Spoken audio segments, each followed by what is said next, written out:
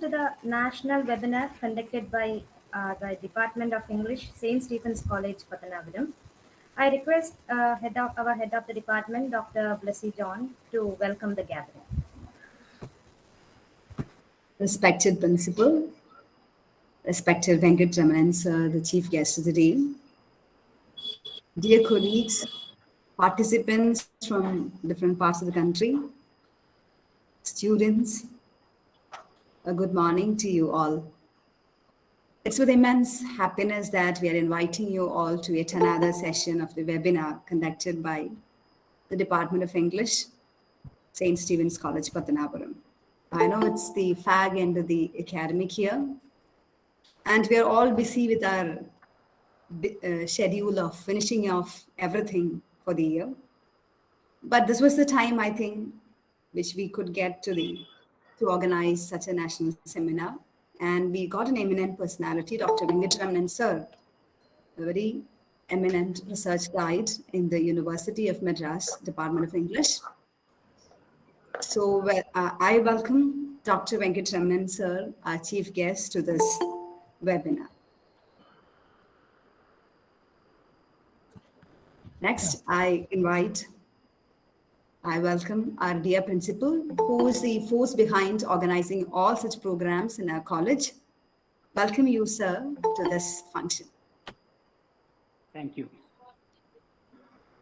Dear participants from the different parts of the country, as well as my students, I welcome you all to this webinar.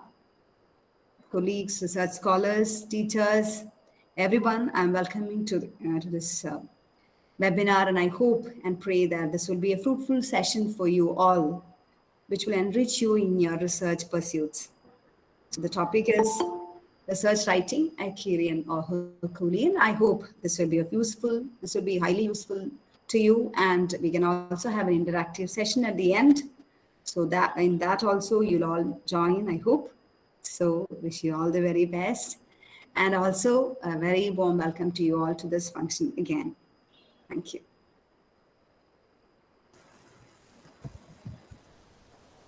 I request our principal, Dr. K.P. Laladas, to give the presidential address. Respected Chief Speaker of the Day, Dr. D. Venkataramanan, Associate Professor in English, University of Madras, Dr. Blessy, Head Department of English, respected teachers, and dear students. I'm extremely happy and honored to be part of the national webinar entitled Research Writing Icarian or Herculean. Research is the symbol of civilized world, and it is the creative and systematic work undertaken to increase the stock of knowledge. Research is a laborious process which entails collection of data, organizing and presenting the piece of information, subsequently analysis and interpretation. Good writing is characterized by conscious and clear language, accurate and reliable source, and appropriate citation, and so on. The eminent researcher and expert in documentation, Dr. Venkataramanan, is with us, and the participants are eagerly waiting for his talk, and we are fortunate to have his talk through this webinar. I express my sincere wishes to all the participants and the organizers for the topic and the resource person. Thank you all. Thank you. Now, my colleague, Dr. Marshall R., will introduce the resource person.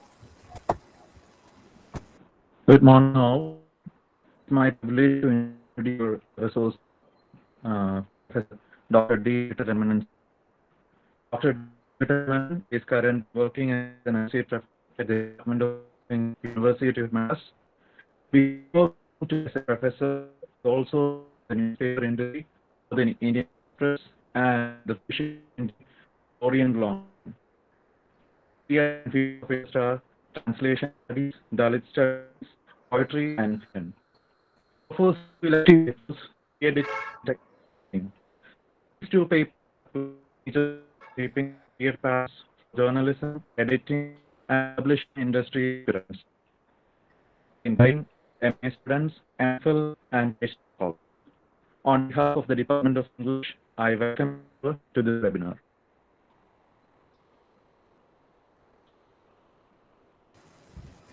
Over to you, sir.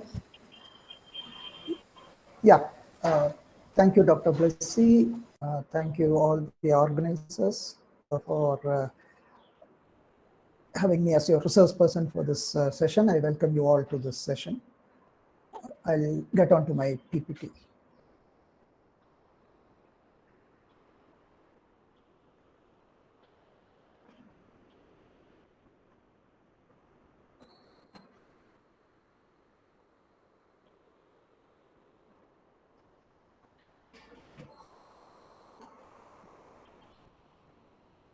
Just hang on for a minute.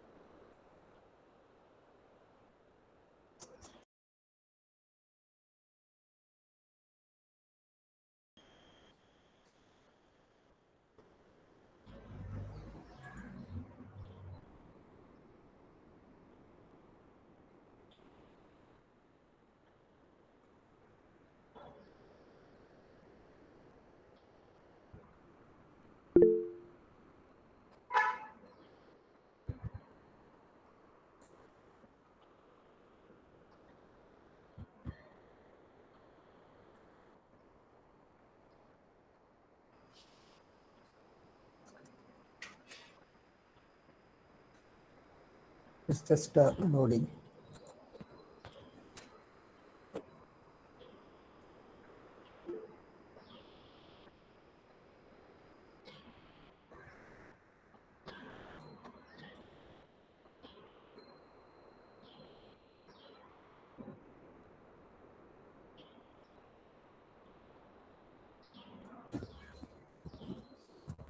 Is it visible, Dr. Blessy?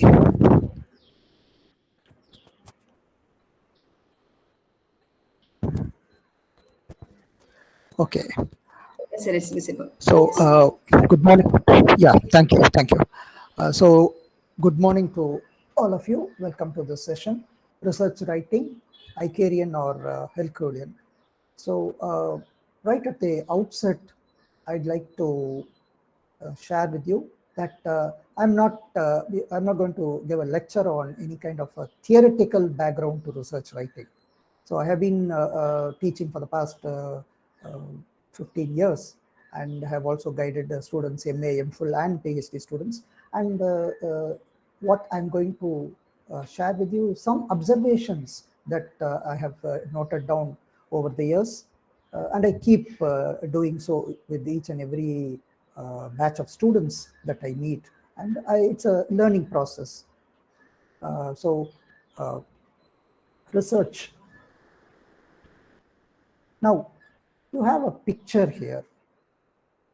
Can I have just one person from the audience who can describe the picture? What do you see in this picture? Anyone?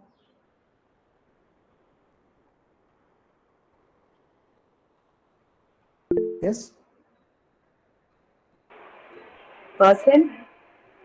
Yeah, person. What kind of a person? Is it a young person or a old person? A younger one. A younger person. Fine, fine. What about this picture?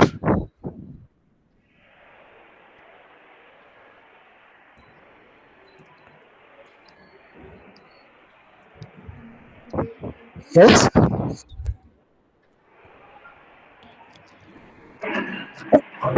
They're wearing a coat Yeah, is it, do you see a young person or do you see an old person in this picture?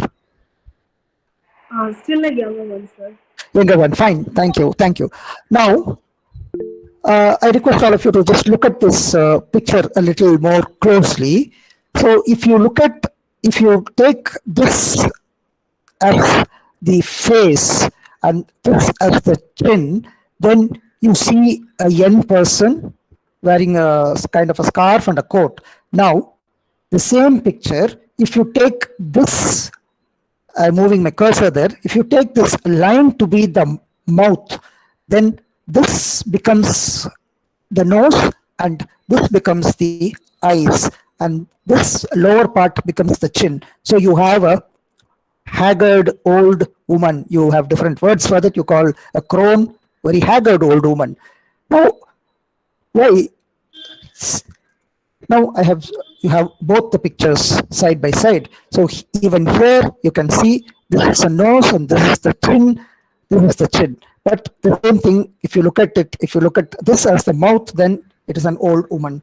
Now, this is from Stephen Covey's 7 Habits of Effective People, that very famous text.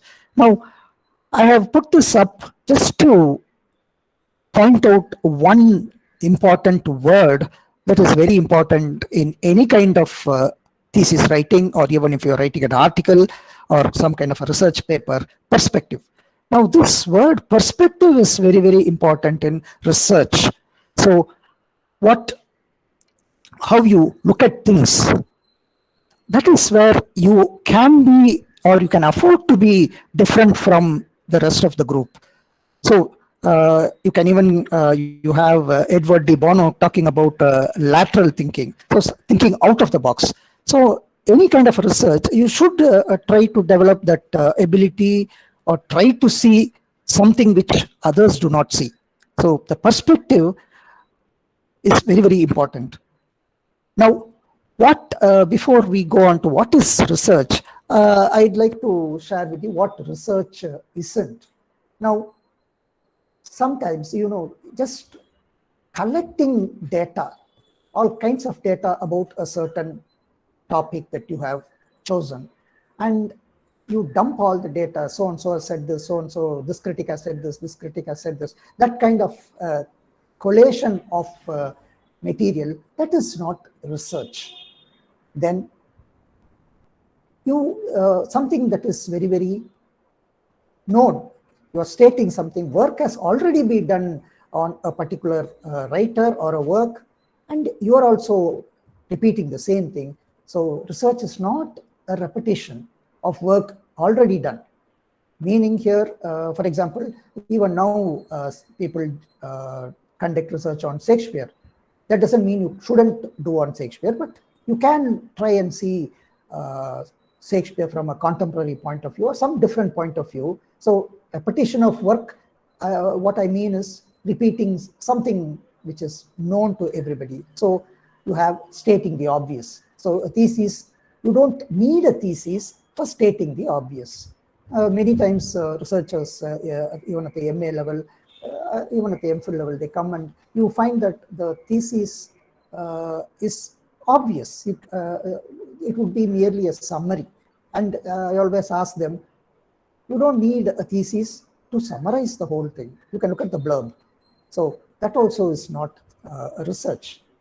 And definitely you putting together all the critical resources that are available on a certain subject, that also is not research. Now, what is research? How can we simplify it? It's not something great. We need to look at it in the simplest of terms. We complicate things by being very sophisticated. Yeah. Now, let's see. It is not, we needn't complicate the whole issue. Research, if you want to know what is actually research, you have different kinds of ideas. Students sometimes come to me and say this, I want to work on a particular thing. It's merely an idea. It is, they think that just having an idea, it is research. But you need to write. So you have to look at the ideas and try to see some kind of an issue. You have to generate an argument. So creating a visible argument, an argument that is easily understandable by others. And based on that argument, you go about doing your work, and then towards the end, you come out with something revealing, a kind of a statement. You, if you want to use a technical term, thesis statement. What is your thesis statement? Students are asked, researchers are asked. So coming out with that kind of a statement. So you have ideas, your ideas may be great, but merely presenting that idea alone is not enough. You have to develop the ability of trying to generate or create an argument, meaning you try to problematize the idea, try to see the issue, try to see what can be done with it, and you create a visible argument. So the research is that. Now, research, again, you have these issues, you identify some kind of an issue, and you face the issue, you confront the issue, and you try to come out with some kind of a solution, resolving. So research is a step-by-step process. So that is very, very important. Many students come to me and say, I'm going to work on this topic. You cannot arrive at a topic you cannot start with a topic and go forward. So research is a step-by-step process. So a step-by-step process, and I started off with the perspective. You develop a perspective, and that perspective shouldn't be something very obvious. So it should be worth arguing about. And not only that, you are actually substantiating it. Your perspective, your argument, you are presenting it. You have to back it with some kind of evidence, and the whole your argument or your substantiation should be presented in a certain manner. It should have some logic. Another issue that I find with the research thesis is going back and forth. So there is no logic. So there needs to be some kind of a logic. There needs to be some kind of method and argumentative. So these three. So writing a thesis is not a laborsome process. If you are too conscious of writing a thesis, then the joy of writing goes. The first thing that I would like to share with researchers is it is your thesis. So you should have, if your idea and your interest is self-motivated, and it involves a lot of happiness in writing, actually evolving this argument and trying to substantiate your argument, trying to come out with something worth sharing. So it is something to be happy about. So there is definitely a joy of writing. But normally, this thesis phobia is there. So the initial frame of mind, you're kind of scared. It looks to initial stages. It is what I would call as something of Foster syndrome. It can be a kind of Foster syndrome. It is also kind of Sisyphean. So Foster's. So many students try to overreach. Faustus, sells his soul to the devil, Mephistopheles, and his thirst for knowledge is never satisfied. So he keeps on and on, going on and on.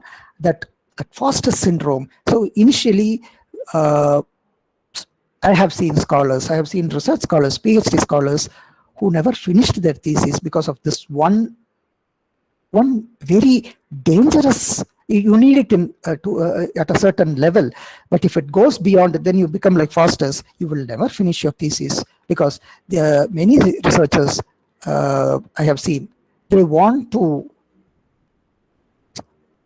do something that no one has ever done before. They want to find out something that no one else has done, and they want to come out with some earth-breaking kind of a statement. There is no such thing. You need an argument, a simple argument, you substantiate it, you present it. So if you are going to be too ambitious like Foster's, then you could never finish your thesis. And Sisyphean, in the beginning, you find that how much ever you proceed, you roll your rock up, again you come down. So that also is a kind of a frame of mind that you experience or you go through initially. Now this is, so when you start, even in the beginning, this blank page syndrome, you don't know what to do. This is a very common syndrome, blank page syndrome. And a simple thing, whether it is a thesis or an article, I always suggest this. And this it is not something new. Everyone knows about it, but I'm just reminding it. Pre-writing, writing, and rewriting. So you have to gather the data, you have to know what you're going to write about, and pre-writing. So this pre-writing is basically, even before you start, you have to start with these reporters' questions of how, why, what, and then you map out or you brainstorm. So even with the thesis, even before embarking on the writing, you can do this kind of mind mapping, which I suggest to students. A certain area, you don't start with the topic, but you start with a research area or your area of interest. Say Victorian studies, or even Victorian studies, or you want to say Jain era, or say you want to work on hard times or goblin market. Then you put that down, and you, whatever comes to your mind, you scribble them down and mind map, and then go over it. It is even before you start writing, this pre-writing helps a lot. So some of these techniques, the reporters' questions, who, what, when, where, why. So you can do this kind of a mind mapping, imagining a wheel. So your center, say hard times is your center, and around you try to scribble, say when you say hard times, then you can, so many things come to mind. The title comes to mind, you talk about industrial revolution. So like that, you keep scribbling what comes to your mind and see what evolves. So you're just trying to empty your mind of all the ideas that come to your mind. So this is how you go about. First, you decide your research area. Given the time constraint, I just want to touch upon different areas within the stipulated time of an hour or so. So first, you decide your research area. And what is it that you're going to do?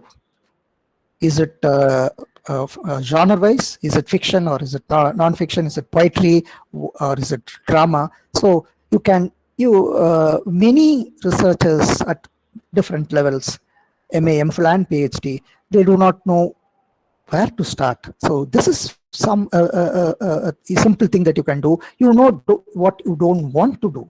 So you set that aside, and then you narrow down what you want to do. And within that research area, as you go on, you proceed towards what is the area, probable area of research. So you cannot start with that first.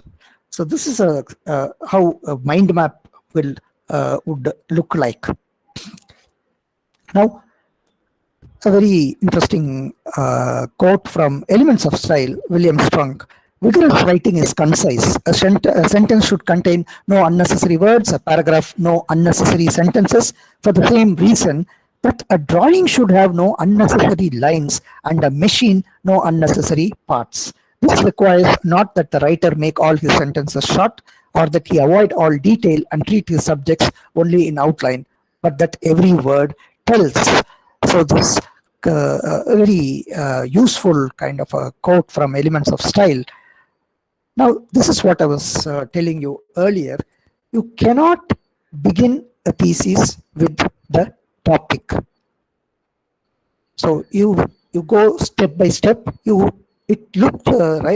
a thesis is going forward. You cannot start with the topic and retrace your steps. So that's a wrong method. So even in the beginning, you have to be very clear. You cannot, and it would not work. Now, when you are, another important aspect of thesis is this claim that you are making. So I told you that you generate an argument. So the argument mainly has a claim. You are making a claim. Now, if you are going, you say that my thesis is trying to point out this is what my thesis is doing. So that claim that you make, if it is obvious that everyone knows, then it will be boring. The claim will not, academically itself, it will not stand. So the thesis also will turn out to be very boring. Now, this is how an effective claim is specific, very, very focused. So if you are going to come out with some kind of a descriptive statement, there cannot be a claim which can be argued. That is arguable claims. A very good example is, say suppose this is your claim. Shakespeare's Romeo and Juliet is a play about two star-crossed lovers and two warring families. That is a descriptive statement. Everyone knows this. So they do not investigate, they don't analyze, they don't do anything. So this would be this kind of your thesis, your claim cannot be so naive, so very obvious. Then it becomes very, very boring. Now look at this, an example. I think Virginia Woolf is better than James Joyce. Of course, it sounds to be a good idea. It's a claim. So suppose your thesis has, this is the claim that you are making in your thesis. It does not tell you anything. It is merely an opinion. Now, many researchers have the great ideas, but then when you're stating it, it would be like this. I think Virginia Woolf is better. Now, the second one is this, a very simple example that I'm sharing with you. Virginia Woolf is a more effective writer than James Joyce because she does not rely on elaborate language devices that ultimately confuse and alienate readers. So the second one, you have a reason, you're a logic, an argument. You're giving a reason why you think Virginia Woolf is better than James Joyce. This is your claim, and your thesis will, from here you go on to the next stage of substantiating your claim. So this opinion and claim. So your thesis, what your claim thesis is doing, should not be merely an opinion. You say, I think that, but when you are making a claim, an academic claim, then it is substantiated. It has evidence. Your claim is supported by evidence, and it can be challenged and debated about. Now, the best claims, there is best claim. It is you have done a lot of reading, a lot of research into your claims. It is very, very focused. It is very sharp. It is not general, too general. You can make a general statement. For example, hard times is about industrial revolution. Everyone knows about that. That would be if your thesis is just your thesis is about hard times. It is about the industrial revolution. It's very obvious. So it needs to be very specific. Complexity also is needed to some extent. What you are trying to say, and the claim should be relevant, and there should be a testimony in the sense you have to substantiate, and the reasoning why you are making that claim shouldn't be just subjective, but it has to be academic. Academically, you have to reason it out. Now, this is a very important list that I have gathered over a period of time. I am still continuing to do this. And I usually circulate this to students. Your thesis, when you have your abstract and or your introduction, where you talk about your thesis, or even if it is a proposal, that's why I put a slash. Now I'm coming to the use of words.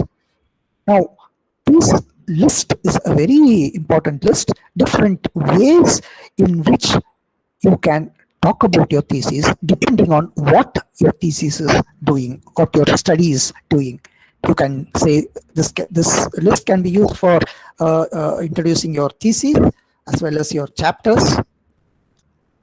This thesis contextualizes. So you are placing your thesis in a particular context, explores Then the third one, locates, relocates.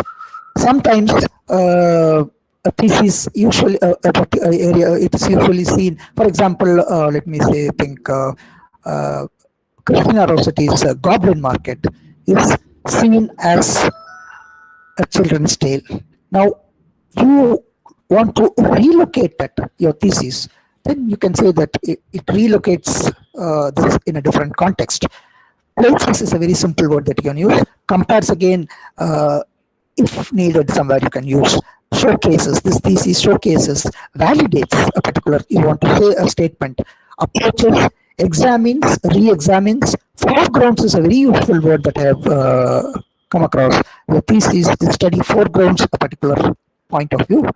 Proofs, again, it is scientific, but you can maybe where necessary you can use. Attempts to bring together, puts forth, illustrates, extends, traces. You can use more, not necessary that you use only one word. You can combine this thesis, explores and illustrates, or validates and, or traces and, then expostulates, documents, argues, points out, proposes, challenges, delineates, provides, juxtapose, say two texts, instead of saying comparing, you can say this text, the study juxtaposes two texts and does something, maintains, establishes, substantiates, projects, attenuates, exemplifies, content.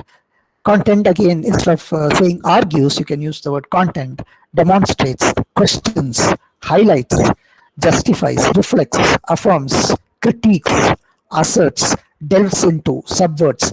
Like this, you have so many words. Now, again, instead of using long, this is just a sample here. I use this even in technical writing. It also applies to any kind of writing. You can use shortened words.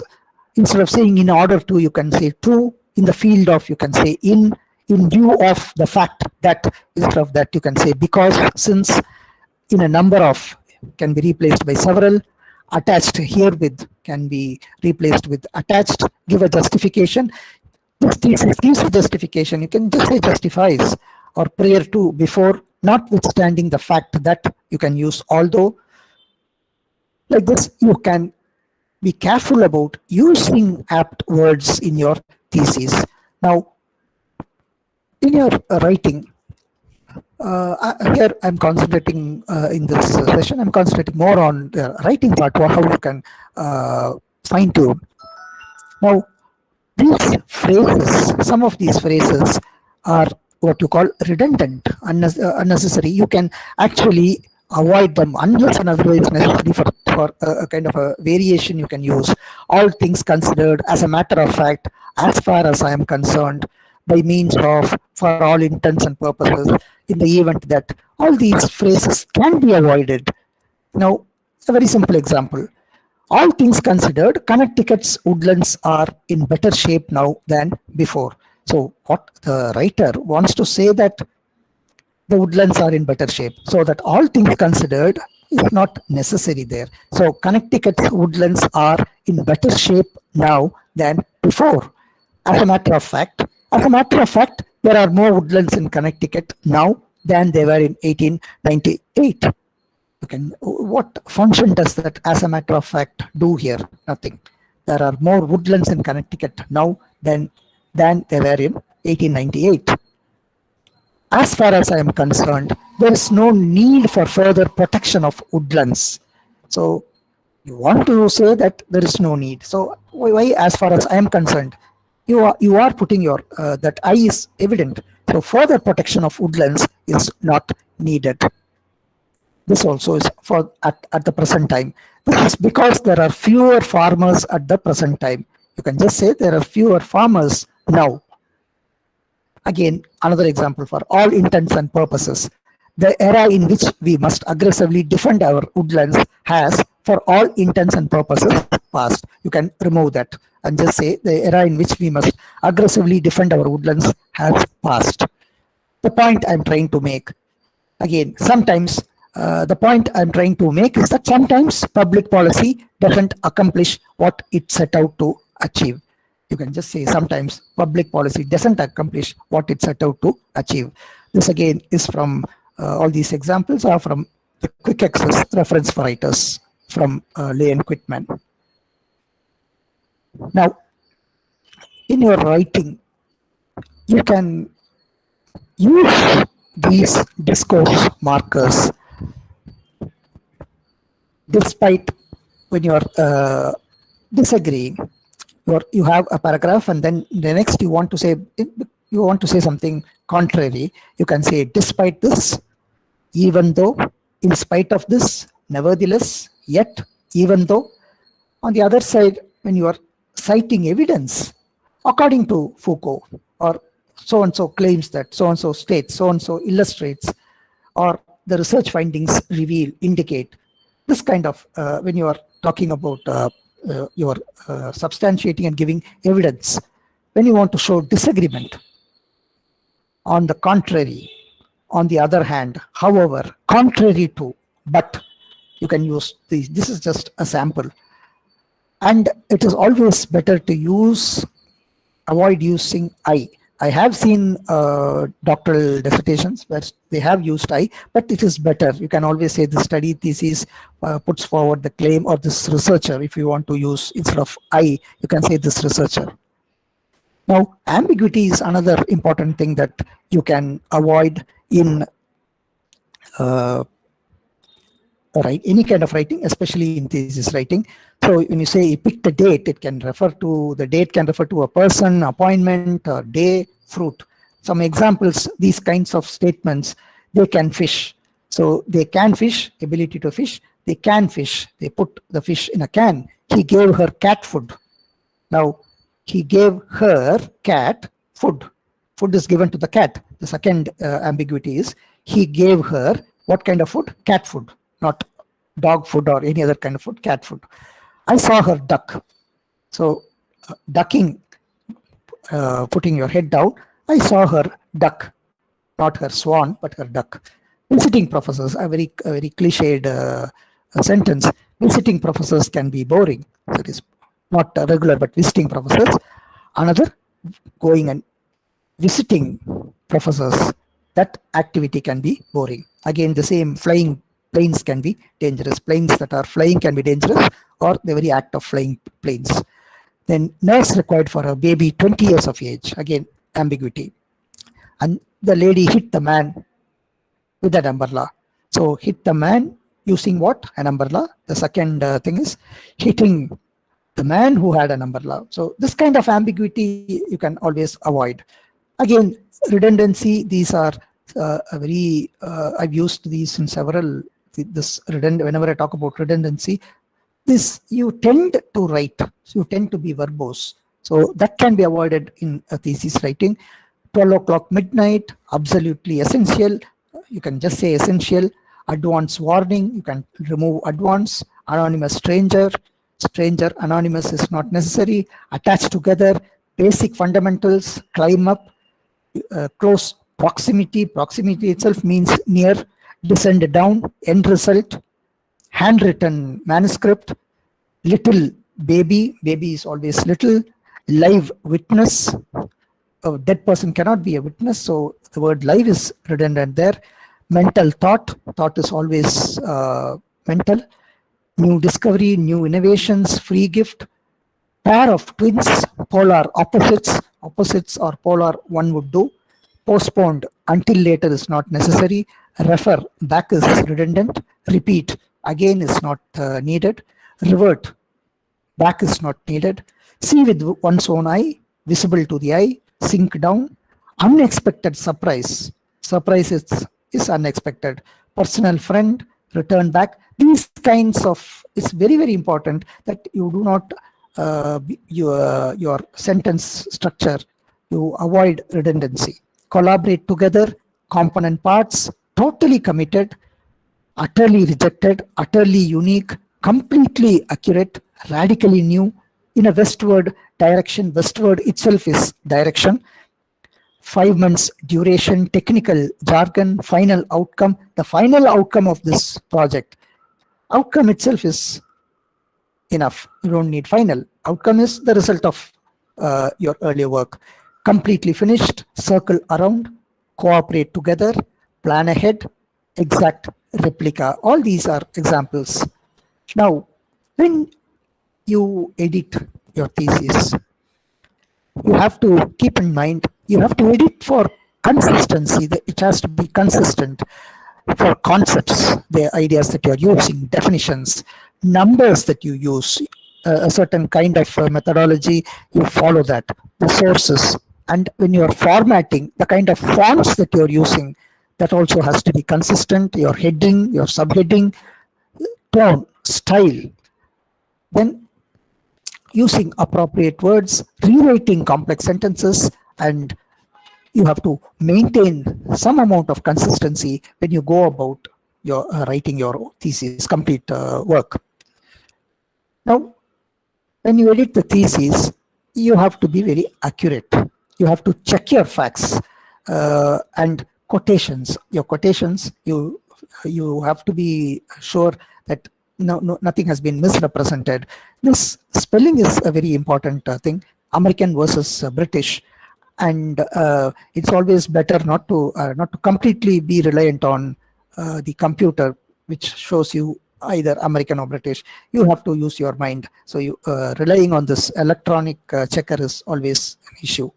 Then economy. When you edit a thesis, economy is important. These unnecessary modifiers like fine, great, somewhat, quite, very, all this can be avoided. So when you say research, the issues that are concerned, you have so many. I've just tried to bunch them all together. Redundancy, I gave you some examples about redundancy. Verbosity, that is too much, writing too much. There's always things that can be said in a more accurate and simple way. You shouldn't be very elaborate about it. Verbosity. Typos, at least definitely typos is something that shouldn't be there. Then errors, all these, grammatical errors, and plagiarism, that is a terrible thing. Attitude of the writer. Whenever I read any thesis, the attitude of the writer comes through. Your writing shows the person, shows you. So you shouldn't have a kind of a condescending attitude that you know everything and that you are writing for someone below you. So that kind of an attitude of the writer shouldn't be there. It doesn't mean that you have to also reveal your ignorance. So academically balanced and sound, that should be there in your writing. And these claims, making tall claims. I have come across theses where they have made claims, but the claims they remain claims. They are not taken up in the thesis. Maybe you find them in the abstract, but they are not handled at all. They are not taken into account at all. Now the next one, synopsis, the thesis and synopsis. Again, that is another area which I found. When you read the synopsis and the thesis, the synopsis has so many issues, chapter divisions, but in the thesis you find that they are not there. So this synopsis and thesis synchrony, they should go with each other. What you have put in your synopsis, especially all three MPhil, MA, MPhil and PhD, but especially at the doctoral level, you have to be very, very careful with this. Now this is another major issue, plagiarism, the turncoat in the system. Now you have the plagiarism check. It also gives you a certain percentage, allows certain percentage, but I personally believe that even that shouldn't be there. Plagiarism is something that has to be done away with. So plagiarism in the content, cut and paste kind of thing, and in the idea, you can't afford to borrow someone's idea and pass it as your own, which I have seen in several places, and it's very, very easy to these days with the Google, it's very easy to find out whether they have been lifted and finding the source. And sometimes the third one, verbatim, just cut and paste. So this taking material from outside and then presenting it as your own, that is something which definitely should not be there in a thesis. Now, how would you go about avoiding this kind of thing, plagiarism? You can acknowledge, you have to acknowledge, according to Althusser or according to Lacan or whatever, if you're quoting some critic, or you can say X writes, X reports, X observes, or as Foucault tells it, or so and so indicates, or in the words of, or so and so states. You can use these signal phrases to avoid plagiarism. Discrimination. Again, when you're writing, discrimination definitely needs to be avoided. Invisibility or exclusion. To our grandfathers, steam engines were the latest in fast transport. Their grandfathers thought the horse and cart was the best way to travel. So here, use of grandfathers ignoring the mothers, grandmothers. Now, sometimes you focus on one characteristic. The fundraiser award of the year went to Mrs. X, who, despite being confined to a wheelchair, managed to raise 5 lakhs. So that confined to a wheelchair, that has got, that is, you're focusing on that characteristic, which is not necessary at all. Now, slanting. This is yet another aspect that I wanted to share with you. What is slanting? When you start searching for secondary source materials on your area of research, writer or a book or any concept, whatever, you normally go about searching for sources that support your point of view. Definitely, you will have articles which say the opposite, that is the contrary point of view. So if you are going to use secondary source materials which only support your argument, that is called slanting. And if you shouldn't ignore any kind of secondary source that does not support you. So you have a range, and you have to acknowledge both sides. That is a true scholar, a very genuine scholar, that you show that you are aware of the other aspects also. So that has to be there. For example, you're writing about Christina Rossetti's Goblin Market, and there is the other, as far as the poem is concerned, Rossetti herself has made contrary statements.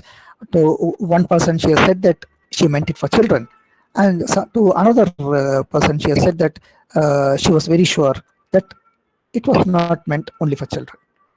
So all of you know there is erotic implications in the poem, and feminists have even approached it as highly feminist text, that it is talking about lesbianism and things like that.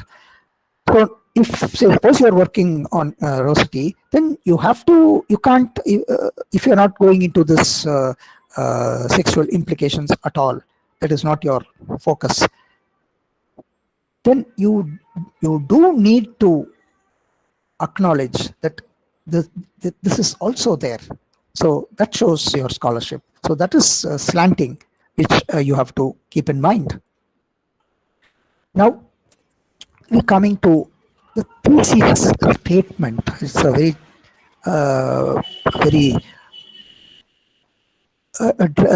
kind of a frightening kind of a thing for several researchers. What is your hypothesis? What is your thesis statement? It's one need not be afraid of that. Your thesis statement, it is what you are coming to, what your thesis is trying to come up with. What is your perspective? I used the word perspective in the beginning. What you're trying to say. Now, this statement is very, very important. Now, what you have to remember is that where this thesis statement appears, it cannot come somewhere in the middle of a paragraph or somewhere late in the thesis. For all students that who I guide for all 3 levels, MA, even at the MA level at the university, it is a practice with me that I always ask the students to see to it that even that they do write an abstract, it comes there also.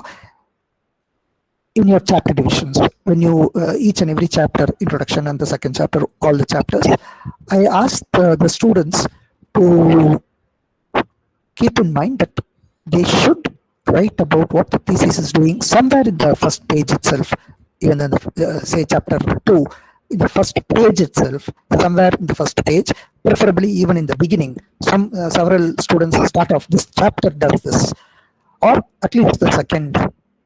And in your thesis also, introduction, it shouldn't be somewhere late.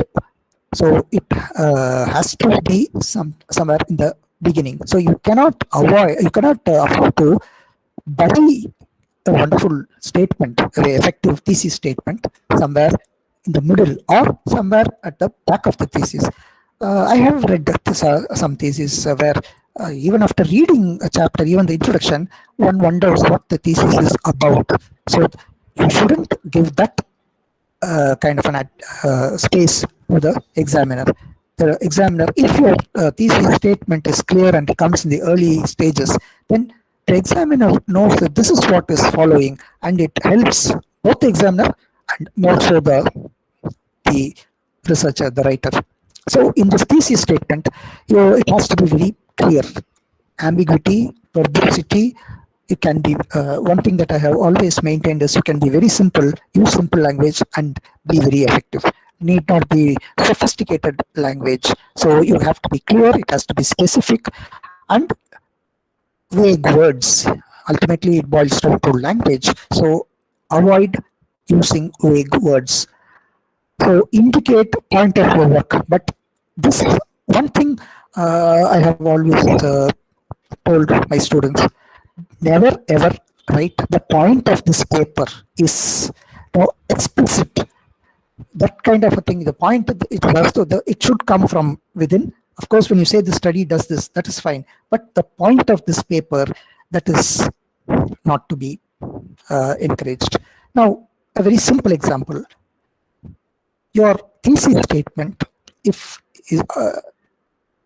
it can be just a simple statement, a general kind of a statement. So this is an example for that. A very simple example. There are serious objectives to today's horror movies. So a statement about horror movies, and what are the objections? So you just say that there are serious objectives. Now the revised is, as modern cinematic techniques have allowed filmmakers to get more graphic, horror flicks have desensitized young American viewers to violence. So again, when you make your statement, you can't take the reader for granted. That is, you can't think that whatever you are saying is obvious. You never assume the meaning is obvious. So you have to always keep the reader in mind and explain. If you have to check whether you need to define your terms. Although the timber wolf is a timid and gentle animal, it is being systematically exterminated. This is very general. So one starts to think, if it is very timid and gentle, then why is it being terminated? So a revised statement would be, although the timber wolf is actually a timid and gentle animal, it is being systematically exterminated because people wrongly believe it to be a fierce and cold-blooded killer. So here, you cannot assume that the idea, whatever you say, you may know, but the reader has to know. So you have to check if you need to define certain things that the reader may not know. So merely announcing. In this paper, I will discuss the relationship between fairy tales and early childhood. It just says relationship and just talks about fairy tales, early childhood. So you are only making an announcement. But what is your perspective? What the word that I told you is essential to any thesis. Not just empty stories for kids. Fairy tales shed light on the psychology of young children. So that is your putting forth your sharing your perspective there. Avoid making universal pro or contrary judgments that oversimplify complex issues. We must save the whales. It's a very general statement. It's a very complex issue. Then, as our planets, this is how you can revise it. A simple example. As our planet's health may depend on biological diversity, we should save the whales. Now, this is another important area that element that I have alerted students. Linkers. Now, you have to be conscious about using these linkers within sentences in a paragraph. So when you write a paragraph, it should be whole. It should have one single idea, and all the sentences should flow towards that single paragraph. So a coherence within sentences, you need these linkers, and between paragraphs, sometimes it misreads or does not get through your thesis, your writing, because these linkers are missing. So one paragraph and then the next paragraph, there is a jump. It is not connected. There is no flow. So how do we set right this? What kind of a remedy is there? Now, simple. These words, I keep telling my students, these words are very, very simple words, but they work wonders. They are almost like magic when you use it at the appropriate place, and you see how things are become more perfect. The flow is maintained. Now, a simple word like yet. So so suppose you are giving, talking about Hard Times. Hard Times is an industrial novel, and A, B, and C, or you name critics, they have spoken about it. Then you want to present a contrary idea that it is more of a Christian tale. Then yet, or you can start, although this has been done, it can also be seen like this. Or though, in spite of. The word to conclude, it comes at the end. Sometimes students, they do not know how to finish it. So sometimes the final paragraph seems to be leaving things hanging in midair. So to conclude, or in conclusion, and the next word is a very simple word, thus, and a comma, and it works. Sometimes you are say you have A, B, and C, three ideas. Say Hard Times is about a industrial revolution, this and this, A, B, and C. Now you take your one paragraph and you talk about one issue. The second paragraph, the second issue. So the second paragraph, you can use moreover. So further, you can use further or besides. Now this word undoubtedly is a magic charm. I have used this word very effectively at several points in my writing. Undoubtedly. When you, as a researcher, as a writer of any research paper or thesis, your point of view should self from within. You shouldn't be always making explicit point of view. Then it reads as if you are resorting to it or referring to a certain source just to support or make sure that you're right. But this is a different way. You have to. I'll give you an example. Tests, a very favorite example of mine. Tests of the Dept. I wrote for the Orient Black Swan edition. I wrote an article. There were two articles. You have the my friend John Varghese from St. Stephen's, Delhi. He was the editor, and they wanted me to write an article. So when they approached me, when he called, and when the publishers also called, I told them that yes, I am teaching. I was teaching Tests of the Dept at that point. So I told them that yes, I can write, but it is a different point of view. You have the famous quote from there where Angel Clark tells Tess, you are more sinned against than sinning.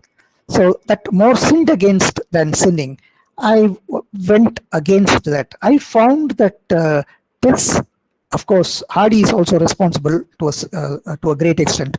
But then I felt that Tess deserves what she goes through. Because there is a lot of contradiction. Now, I wrote the paper. I wrote an essay on that, and the other essay was by a professor from Britain, and very conventional. So the second essay, my article, was just a contrary point of view. Now, in that essay, in that article, what I wrote, what I did was merely to take examples from the text. That is how my way of analyzing. I took the text analysis, I took the passages and showed that the first paragraph presents a test in a certain way, and at a different place it presents tests in a different, completely different, from a completely different angle. So I present both, and then when I want to say that she is definitely she deserves, I use the word undoubtedly there. So as a final statement, when I say undoubtedly, I am removing any kind of doubts, and that is my claim.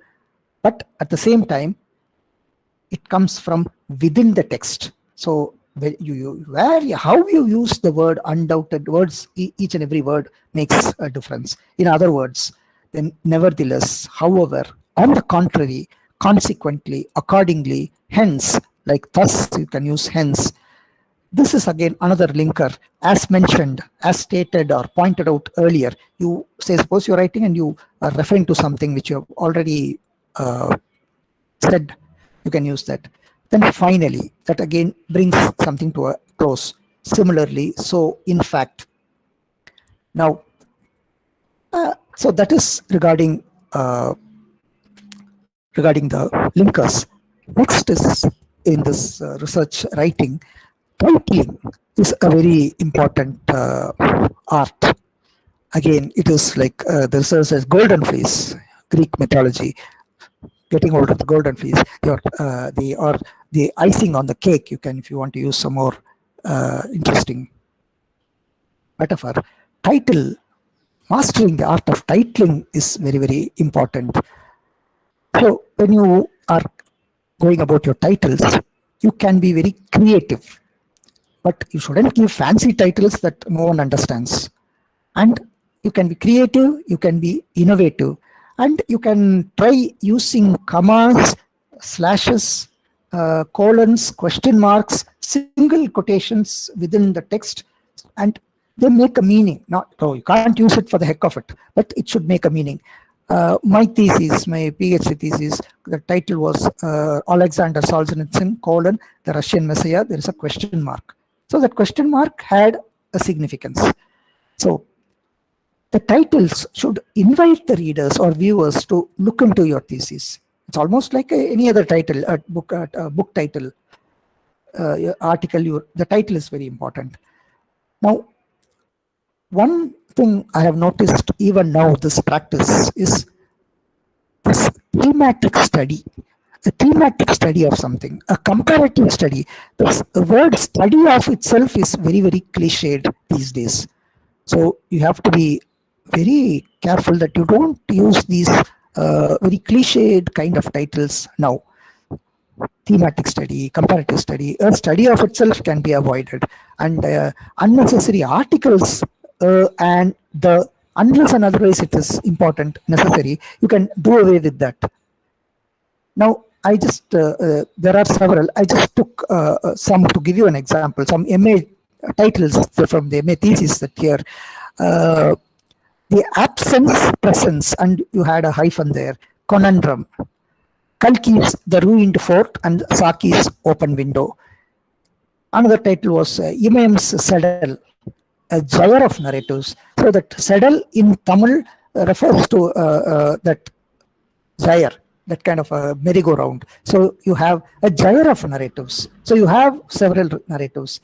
Towards an aesthetics of muteness in narratives. or balcony as a multifunctional device. Even in this balcony, you can remove as a, you can just say balcony colon a multifunctional device, even as a can be removed. So you have to think about it and be creative. Or you have Leo Tolstoy's Anna Karenina, character to phenomenon.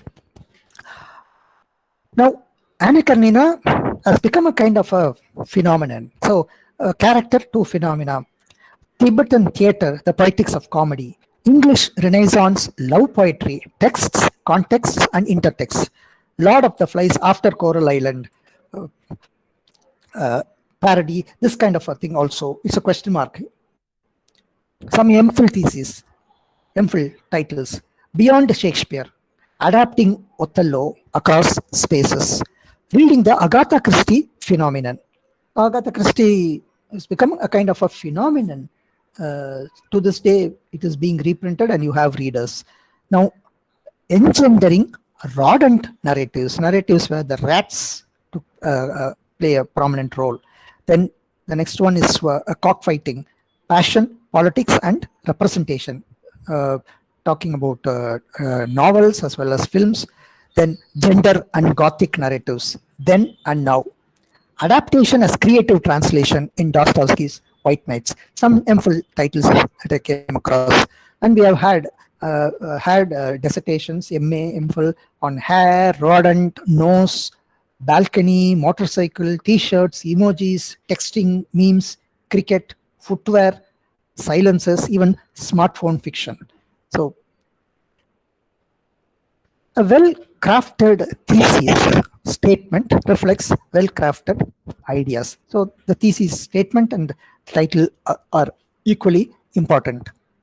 So, irrespective of any disciplines, writing has to be clear, concise, and coherent. So, writing for a particular discipline is more than simply writing good sentences. Each discipline has a style, a preferred style, but a register, an academic register definitely has to be maintained. So, when you talk about research and a researcher, if a researcher says, okay, fine, I have said whatever I have come to say, a content and mind, that is what I have put there, then it means that there is a lapse, something is missing. So, confusion is proof for progression, which means you are thinking. And a researcher is, as someone said, I remember, actual research begins once you have submitted your dissertation. So, then only you start thinking. So, research earlier you have Rodin's thinking, but today it is much more sophisticated with technology. So, you have even Rodin the thinker sitting with a computer in his hand. So, why that Rodin's reference to Rodin?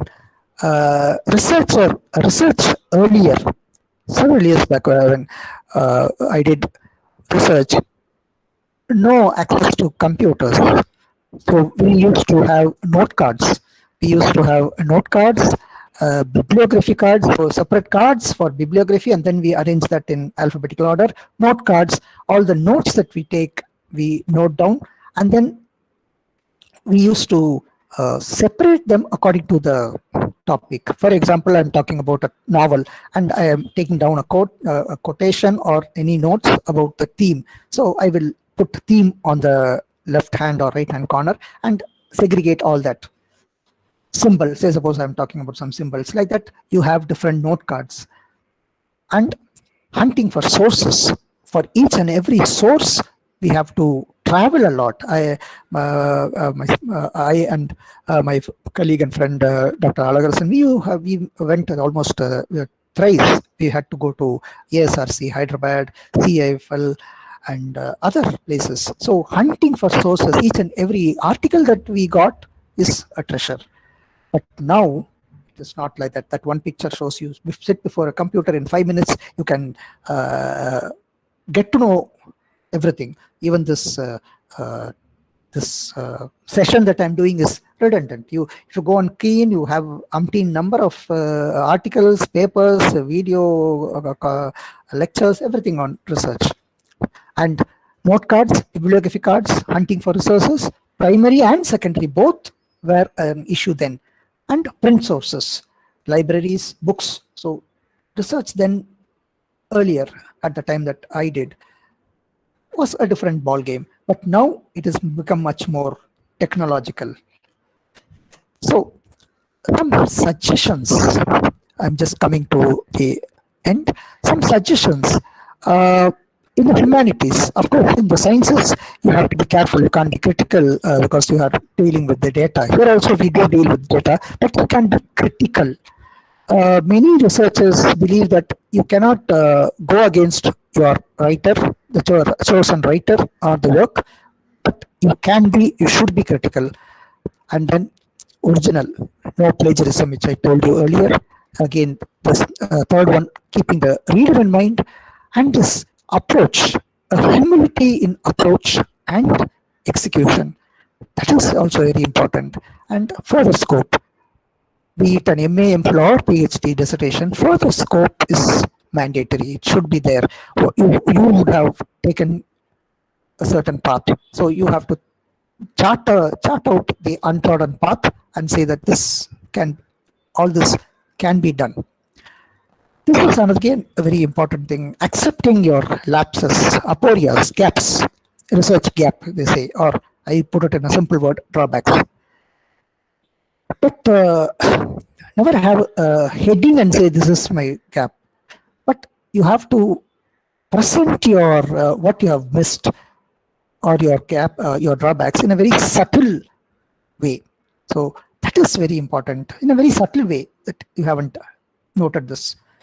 Now, the next one is again very, very important. Your intellectual caliber as a researcher.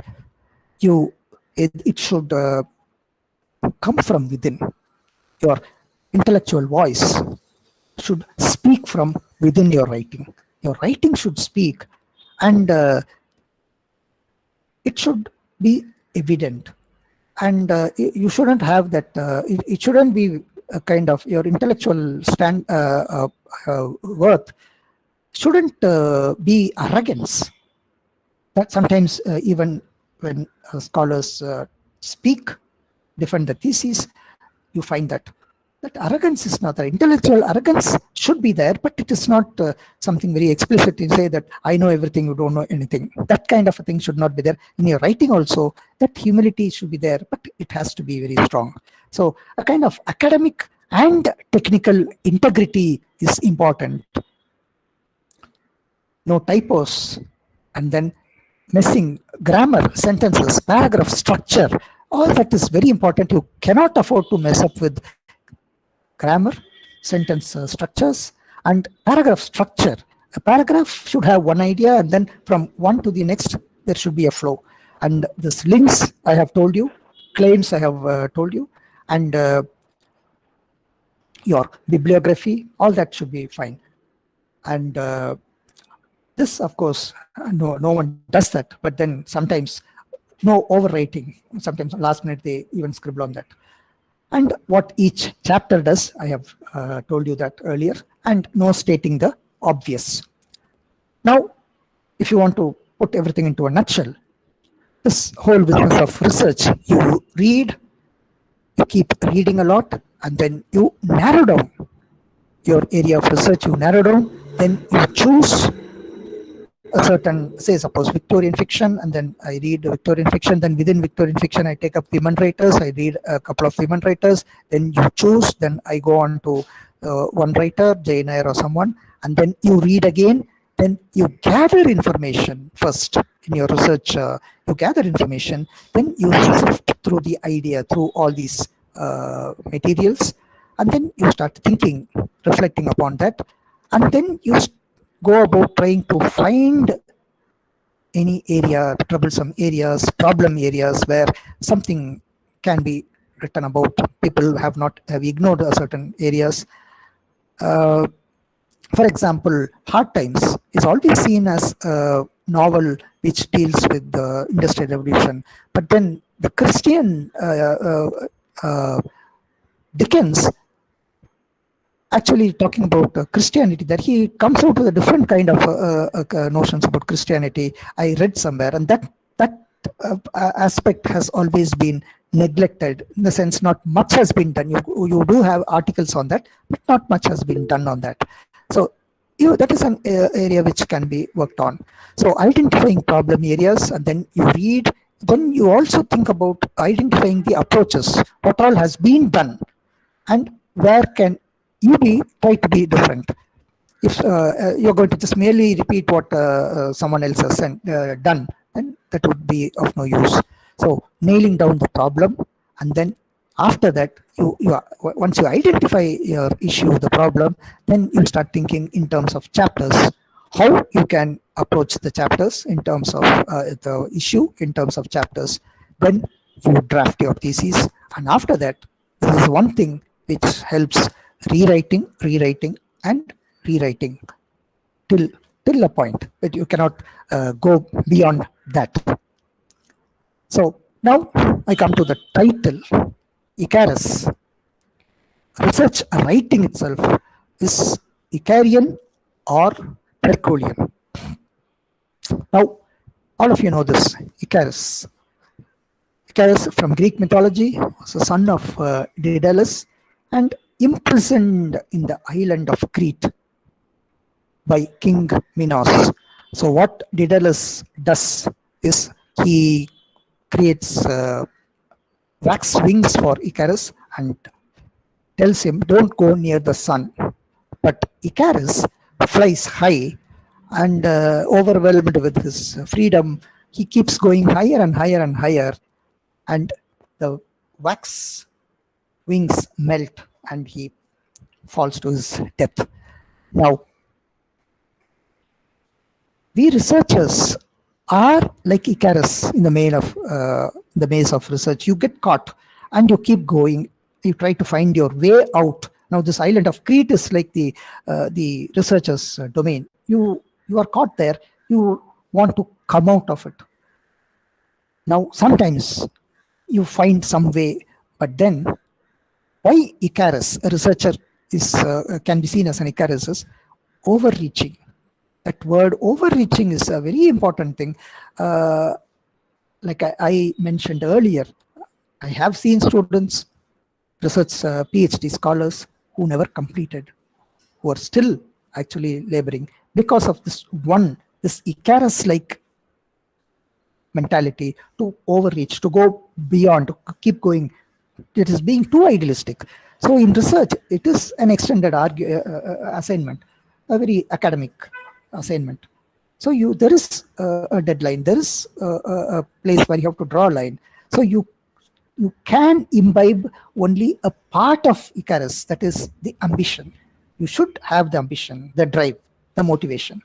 But if you're going to be like Icarus and keep going on, trying to, waiting for a time that, okay, now I have come out with something which no one else has come out with. So if you are going to wait for such kind of a movement and keep overreaching, then we have to be ready for the fate of Icarus. Now, the labor of Hercules, the king Eurystheus, 12 labors of Hercules, and over a period of 12 years, Hercules goes about accomplishing all these labors. So why Hercules? Research writing is you have to be like Hercules. You have to, I put it, research writing this or that, but the answer would be that you have to be, you cannot completely be like Icarus. You can only take the motivation, the drive, but you cannot be too ambitious. But Hercules, using his strength, using his creativity, accomplishes these 12 labors. You have the cleaning the Augean stables, and you have 12 labors. There are different labors, and he has, so that strength of Hercules, that innovative frame of mind of Hercules is what we need. So research writing is a combination of both, but more towards the Herculean strength and not less towards this Icarian, meaning we shouldn't be over ambitious, too idealistic. So you cannot afford to be Icarus in toto, but you can imbibe his ambition. You can be a Hercules, accomplish, overcome all the obstacles and accomplish. So thank you for this opportunity. So any kind of assistance or help you need regarding your writing, you can mail me. This is my mail ID and my contact number. You are welcome.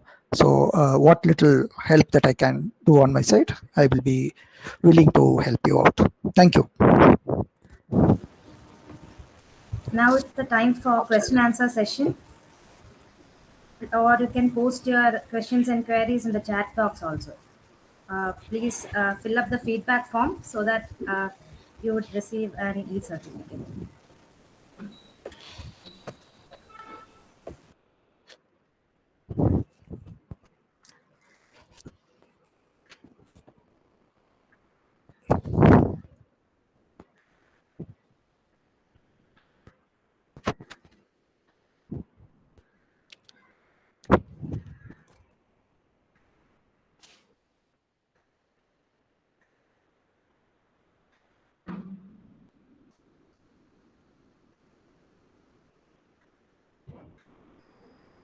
So I hope you might have seen that question. Does Sir suggest an interesting... Yeah, it's just opening, Dr. Blessy. I'm not... I'm not able to see the question. This was the question, sir. Can you please suggest an interesting...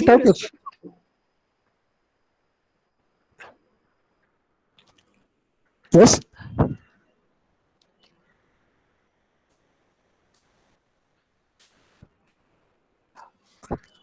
Okay. Give an interesting PhD research topic. Now, one cannot, just like that, give an interesting topic. Depends on what. I have only charted out or given you hints as to how to go about giving a title. Your title should not be a flat one, which reveals everything. At the same time, you shouldn't have a title which no one understands. So it is a very clever thing. Titling is a very clever thing. So this title, interesting PhD topic. So that depends. It actually depends from person to person. There is no one such thing. I thought I gave my PhD dissertation Alexander Solzhenitsyn, the Russian Messiah, and a question mark.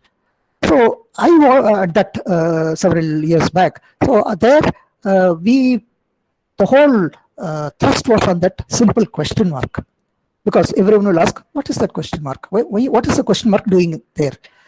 The idea was, many started off with that. They asked why that question mark. So the idea was Solzhenitsyn, from the now more relevant because of the Ukraine war taking place. Solzhenitsyn, for those of you who do not know, was a dissident writer who wrote against the Stalinist and the Russian regime, Stalinist regime, Khrushchev regime, and he was a Nobel Prize winner, and he was for writing against the cruelties of the regime, the Russian regime. He was his books were banned. He was sent out of Russia, and within Russia he was writing underground writing.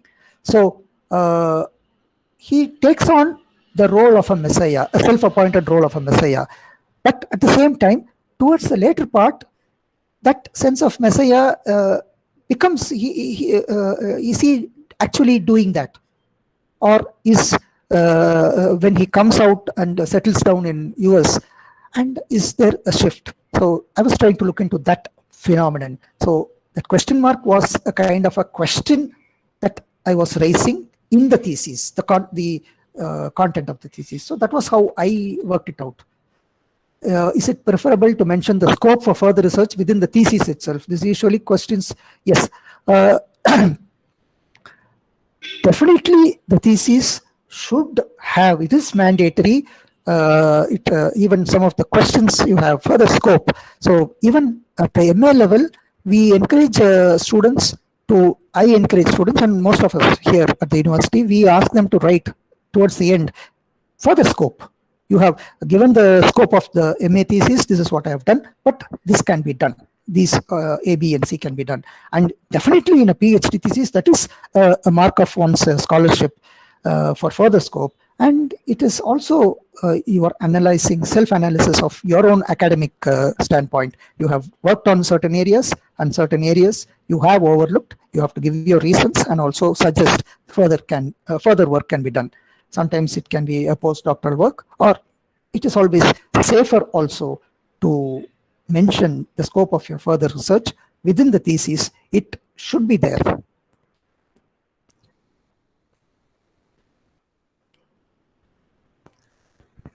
Yeah. Any other clarifications?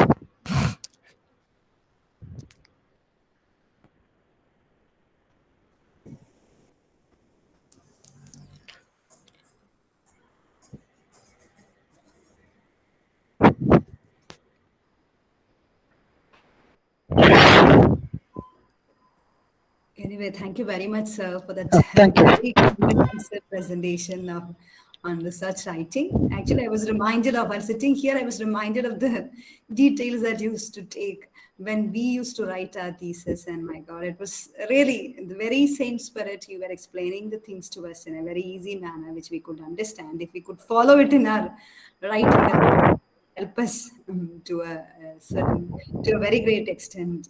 Thank you very much, sir. Thank you. Thank you, Dr. Blessy. Thank you all for this, giving me this opportunity. Thank you. If there are no more questions, suppose if you have questions, please. No questions, yeah. We have our Stephen Emery Das posing the official vote of thanks. Sir.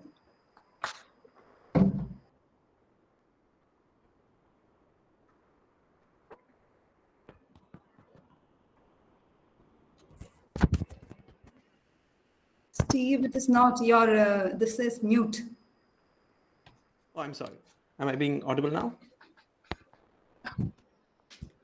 So we are at the end of a very fruitful session, and I'm here just to thank all of you who made the day possible. And first and foremost, Dr. D. Venkataramanan of Madras University.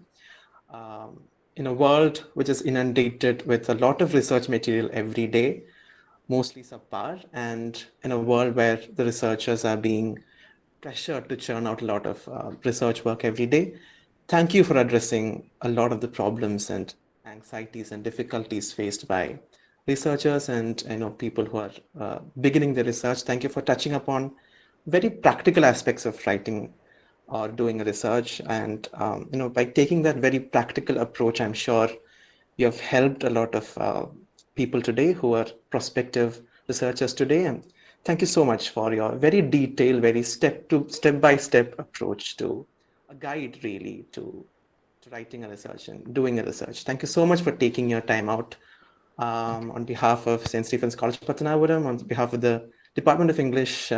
We extend our gratitude and thanks to you. Thank you. Thank you, Stephen. And to the participants, we have teachers, we have students, we have researchers from and without Kerala. Thank you so much for your time. We hope this session was fruitful to you. To Dr. Lalada sir, our principal, who has always been a great support for all of us. Thank you for taking your time out, being a part of this event. Dr. Blessy John, our HOD, who helmed the whole program today. Thank you for organizing it. My colleagues, thank you so much for your effort. And I'm sure today was very fruitful to all of the members, all of the participants, and hope you have a great weekend and hope you have a fruitful research life ahead. Thank you. Thank you. Thank you. Thank you, sir. Thank you very much. Thank you, Dr. Blessy. Thank you so much. Thank you. Thank you all. Okay. Thank you.